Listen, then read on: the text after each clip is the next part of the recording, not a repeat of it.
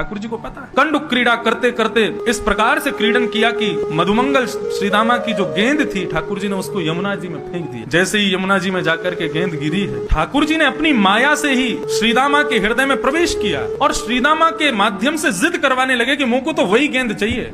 नहीं तो क्रीड़ा करते करते कितनी गेंद खोती हैं, कभी श्रीदामा मधुमंगल क्रोधित नहीं होते, कुंपित नहीं होते, लेकिन आज श्रीदामा जिद कर रहा है मुझको वही गेंद चाहिए। बाकी के सब सखा मंडली के सब श्रीदामा से कह रहे हैं अरे ठीक है लाला दूसरी गेंद आ जाएगी, ऐसे तो जाती रहे, तू आज इतना गुस्सा क्यों है? श्रीदामा बोला सब शांत है जाओ, कन्हैया मुझको वही गेंद चाहिए लेके आ। ठाकुर जी बोले यहाँ में कालिया नाग रहे, श्रीदामा देख ले कूद जाऊंगा मैं। बोलो मुझको कछु ना पता कैसे भी करके लेके आ। ठाकुर जी बोले मुझको चुनौती मत दे, मैं कूद जाऊंगा। सब ग्वाल बाल वहां श्रीदामा और ठाकुर जी के बीच के जो वाद संवाद है, युद्ध है, उसको शांत करने की कोशिश कर रहे हैं। लेकिन इतने में ही ठाकुर जी ने अपनी काली कमली को कसा और एक मल्ल की तरह, एक पहलवान की तरह ठाकुर जी कहते हैं आज या कालिया नाग को ही देखूंगा। कदम पर जैसे ही चढ़े श्रीदामा को स्मृति आई कि ये क्या हो रहा है, लाला तू कदम पे काई को चढ़ो? बोले तेने कही ना तुमको गेंद चाहिए, मैं गेंद लेके आऊंगा। अब तो श्रीदामा कहने लगा, बोले नहीं नहीं लाला यहाँ मत कूदियो, तू वापस आ जा। इतना कहना ही हुआ कि ठाकुर जी ने कदम के डाल से एक छलांग मारी और सीधे काली देह में प्रवेश कर गए। काली देह में भीतर प्रविष्ट हो गए ठाकुर जी। सब ग्वाल बाल त्राहिमाम चिल्लाते हुए दौड़े वहां से बन की वृंदावन की ओर। सब ब्रजवनिताओं को बुलाने के लिए, ब्रजवासियों को बुलाने के लिए सब दौड़े। यहाँ काली देह में जैसे ही ठाकुर जी ने प्रवेश किया, प्रवेश करते ही कालिया नाग सो रहा है और कालिया नाग की नाग पत्नियों ने ठाकुर जी का दर्शन किया। नाग पत्नियां मन में विचार कर रही हैं ये कौन आया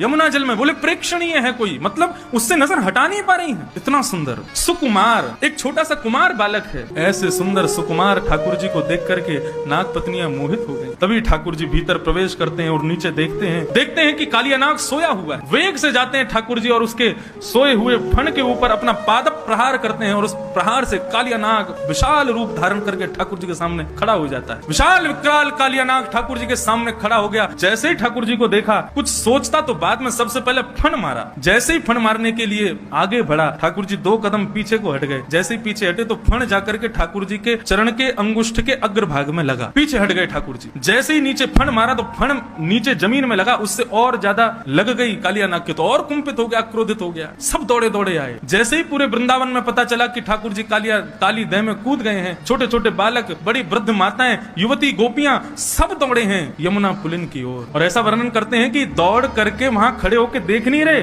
सब दौड़ करके काली देह में कूदने को ही तत्पर हो रहे हैं। इतने में ही बलराम जी पहुंचे और बलराम जी ने जाकर के काली देह के किनारे पर समस्त गोपांगनाओं को, समस्त ब्रजवासियों के चरणों में प्रणाम करके सबको रोका। जैसे ही कालिया नाग ने अपने फन उठा करके ठाकुर जी की ओर अपने